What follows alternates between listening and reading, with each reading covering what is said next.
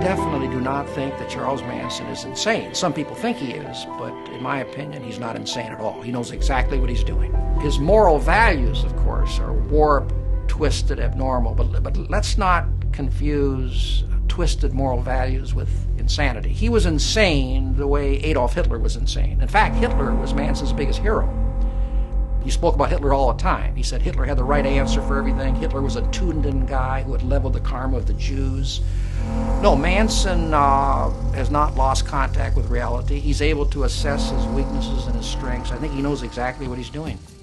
Well, if we're to listen to his words, he says there's no good, there's no bad, there's no right, there's no wrong. That's what Charles Manson said. So he was kind of amoral. And because he's amoral, he doesn't feel any guilt because he doesn't think there's any such thing as bad or wrong. Can we prevent another Charles Manson? In other words, can we put him under a high-powered microscope and psychologically dissect him and find out what makes him tick so we can take certain prophylactic measures to ensure that if another Manson comes along, we can isolate him so this won't happen? Obviously, that's a mission impossible. Fortunately,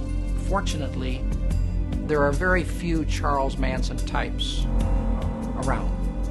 Why do I say that? Because Manson possessed two characteristics that normally do not coexist in one human being.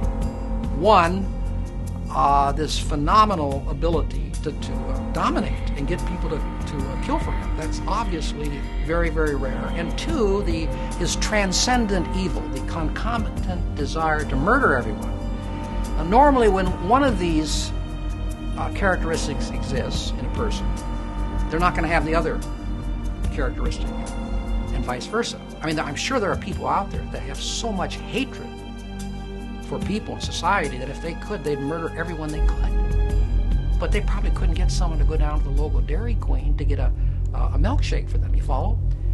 Likewise, there are people like David Koresh and the Reverend Jim Jones who had the same powers that Manson did to gain control over people, get them to do anything. But they turned their power inward, and they committed suicide. They committed suicide along with their followers. Now, when you have both of these characteristics in one person, then you have an Adolf Hitler, or on an infinitely smaller scale, a Charles Manson. But this is not common. Charles Manson types are not common. Well, this happened when? In 1969. We haven't seen anything like it since. Fortunately.